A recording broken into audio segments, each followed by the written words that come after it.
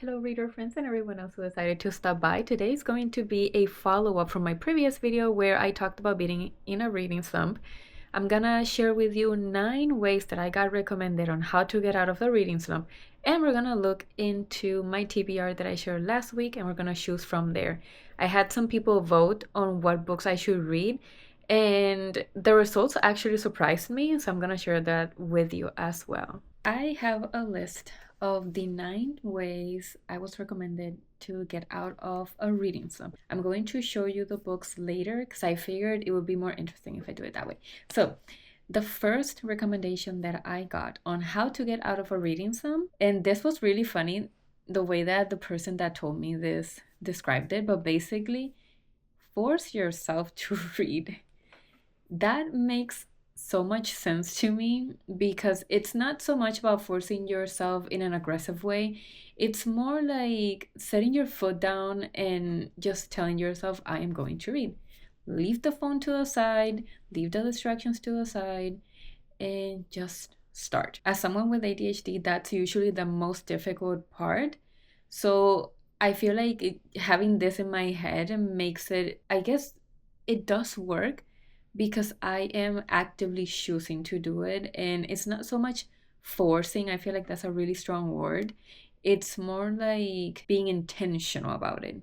So actually actively going and doing the thing instead of just trying to go with the flow. And the person that commented this actually said, I force myself to read and just go from there. So they actually do go with the flow as they start. Because I feel like starting is usually the most difficult part. The second recommendation was read a short book. And I've actually been doing this a lot, but I've realized that I've been DNFing shorter books a lot more than longer books. Now, I do have to say though, I have been DNFing books that are from the library. So I don't know if I were to own the book and I give myself a break, I would pick it up again. Because obviously with the library you have to give it back. And it just stresses me out to see a book sitting in my house that someone else could be reading. Even though, they tell you if someone else has put it on hold, but I feel like a lot of the books that I search for, I discover while I'm at the library. So, I feel bad about, keeping a book that someone else could be reading. So I just give it back. And then I never get back to them, even though I keep a record of what I read and what I DNF and so on. On my list, there is one book that might fit that criteria. So we're gonna get into that in a little bit. The next recommendation is read a book in my favorite genre. In the case of the comment that I got, it was more of a subgenre, but I think it fits. Basically, choose something within a genre that you're really familiar with, something that your brain doesn't have to put in a lot of work because you already know the dynamics of the genre and you just need to immerse yourself in the story. And that was something that I was fighting a little bit because I felt like if I read romance, which is my comfort genre in a sense, I would have been bored in a sense, and that did happen a little bit, but I did give it a chance, and I think it's kind of sort of working. I just want to expand from there, so we'll see how that goes, but I think that is a very valuable way to get yourself out of a slump. The next recommendation kind of also follows that same train of thought, which is read something that's easy, easy to digest. Don't choose a book that's very complex, that has a lot of world building, or very complicated characters, or very heavy topics. Choose something that's on the lighter side because that'll allow your brain to get into the rhythm of reading without actually, having to put on so much effort that you end up not being able to read. So that is something that I'm going to keep in mind because I do have a couple of books on my list that follow that criteria, but there's some that also are kind of on the heavier side. So now that this person brought that up, it's good to know that, that's something that I should be taking into consideration. And it makes sense.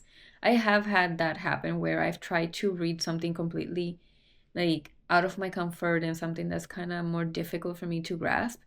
And it just made my slump even worse. The next recommendation was actually very interesting. I don't know why I hadn't thought about it, but it was read a novel in verse. And for those of you who don't know what a novel in verse is, it's basically just a normal novel written with characters and a storyline, but it's written in a format of poetry. So, it's different from a poetry book because poetry books, even though they have a main idea, each poem is its own thing. A novel in verse is written with that format, but there is a sequence to it. And I haven't read a lot of books like that in my life. I feel like I don't necessarily gravitate towards them, but I do remember them being a lot easier to get through than a regular novel. Just because there's, I guess, less words and every section is kind of compartmentalized to each like poem. So that's definitely something that I will take into consideration. I don't have a book like that on my TBR, but we can always go to a library and grab one. So that one I'm going to set aside to probably try it out on a different video. This next recommendation, I found it very interesting and it really made me giggle because it basically the person said that what works for them is visceral readings. So anything that's like a serial killer book or like transgressive fiction or things of that sort, things that are like very grotesque, at least for what I understood, helps them out of slumps. And I think that makes sense because they're typically very interesting and very tense. There's always a note of what's gonna happen next that it just hooks you. And as someone who reads a lot of murder mysteries, I think that's an idea that has worked for me in the past. I don't know if that is the mood or like mental space that I'm in right now that would actually help me. Because, funny though, in my opinion, what put me in this reading slump was actually a murder mystery. I was reading a murder mystery series kind of thing, and my brain just decided, nope, we're not doing this anymore. But the way that, well, it wasn't actually a murder mystery, it was a thriller, but there were a lot of things going on. So I don't know if that's something that I should follow up with for this challenge, but it's definitely something that I'm keeping on my stash of things to do when I hit a slump. The next recommendation is one that I've heard a lot and that I've actually put into practice in the past, and it's switch up formats. If you're someone like me that I will read books in all three formats, ebook, audiobook, and physical book, this helps a lot because sometimes it's the format that is the issue. Maybe your brain in that particular moment is not having a good time or an easy time grasping a specific format. And so switching it up might help. Sometimes I try to read the same book in a different format. So whatever I'm struggling with, maybe in physical form, I try to audiobook it. Or I just completely switch what I'm reading. And I go probably different book, different author, different genre, different format, like the whole thing, I just switch it up. And sometimes that works.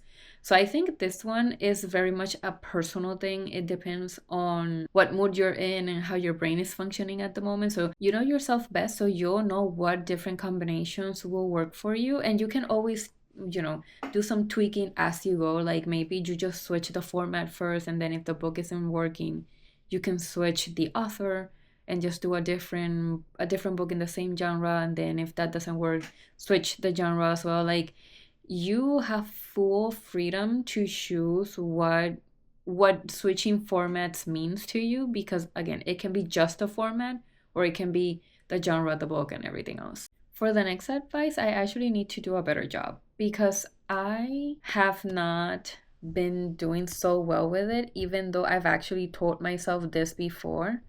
And that is switch up the location of where you're reading. And yes, I read in different places of the house, but it is still the house and it is still the place where I get distracted the most. Problem is that I can get distracted everywhere I go. I very much love people watching. So if I go to a place that there's a lot of people, I will get distracted. And so, yes, I've tried to go and read at the library, and I do make good progress just because I don't have all of my electronics and all the stuff that I have at home that distract me. But it's still a challenge because I like to watch people. And, I need to not do that so much so that I can read. But I've been wanting to challenge myself more to get out of the house and read elsewhere. So hopefully there will be a lot of videos coming up later in the year where I'm gonna attempt to go to different parks in different places, and like whenever I travel or whatever, try and put that to the test, like visit a new park and then do a little reading blog or whatever. So that's coming at some point, hopefully. Number 9 is reading with friends or in a book club or with even with strangers. There are so many ways to do this. People love discussing. I feel like humans, we are social creatures, and whenever we have someone else sharing what we're doing, it just becomes a lot more fun, a lot more engaging, and the motivation just hits. And so, read with your friends, join a book club, join a forum. There's a lot of fandoms online, and we are living in the era of social media. There are going to be people that want to talk about this. It's kind of hard sometimes finding that community, but once you find them, it's such a great thing. And so that might be something that I might be trying. I just have to figure out, once I choose the book that I'm going to start with, then I'll see what version of that socialization of reading I'm going to choose. Bonus advice number 10. It's not actually an advice, hence the reason why I didn't put it with the list, like I didn't say 10 ways to get out of a slump. This is more of the challenge of this video, and I wanted to add it as a consideration because I feel like a lot of people can benefit from that. But basically, have other people choose what you're gonna read, because that I feel like the challenge of it keeps you also motivated and kind of like intrigued of, oh yeah, people want me to read this, let me see how this goes. Now, this can be a double-edged sword, because if you're not really interested in the book, or the book is just not hitting for you, or maybe it's just not the right moment for it, then this might be challenging. But if you haven't seen my other video, basically what I did was I chose from the things that I thought I might be interested in, and then after I narrow it down, that's the options that I gave people. Like, I didn't just ask people, like, recommend me a book and just randomly show something. I narrow it down also to not make it super overwhelming, because I feel like whenever we have too many options, then that choice paralysis hits and you don't know where to start. And I feel like when it comes to book recommendations, especially online, it's really, really easy to get hundreds and hundreds and hundreds of recommendations. I've done that before, and I've had so much trouble basically reading the stuff that people recommend me, because it's so much that I just don't know where to start. Sometimes I don't even know how to get my hands on some of the books. And so it can become a difficult thing. Using that recommendation as a transition, we are gonna go into the actual TBR that I chose, and then I'm going to tell you what the results of the votes were. I have my book stack over here, and I almost dropped it. But real quick, the books that I chose for this challenge were Station 11 by Emily St. John Mandel, Bunny by Mona Awad, I think, Awad, Soul of the Deep by Natasha Bowen, Apprentice to the Villain by Hannah Nicole Mayer, I think it's how you pronounce that. I'm not actually super sure. If We Were Villains by M.L. Rio, Graveyard Shift, also by M.L. Rio.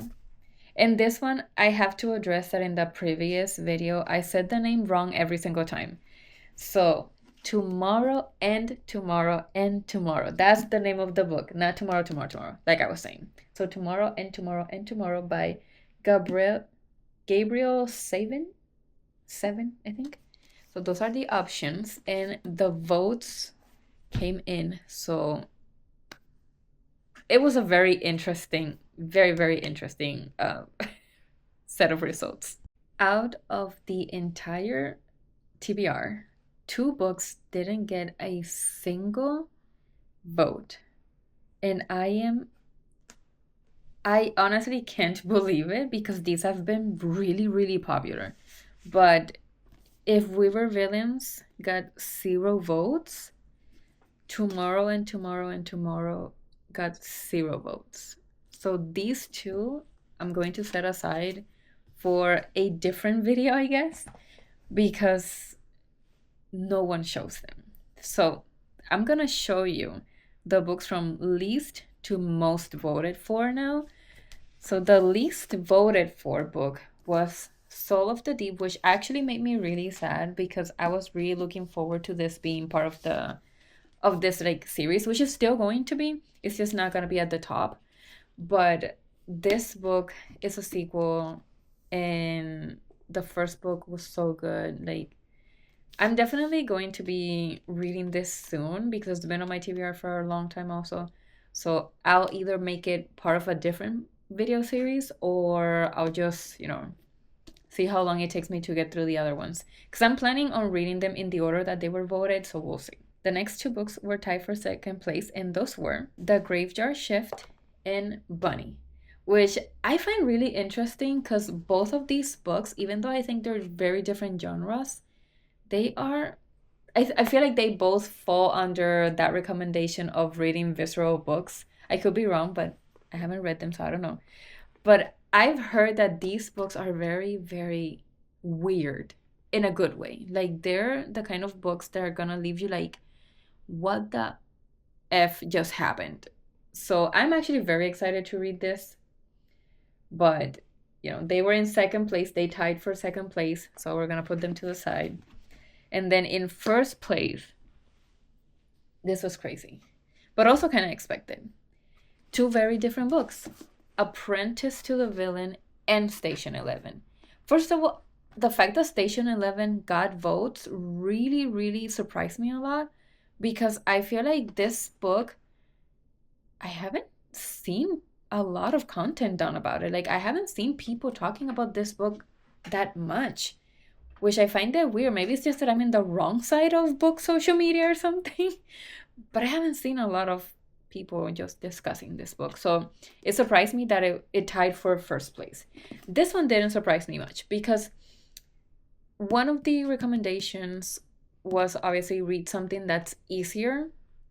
This is it. This is basically a comedy in book form.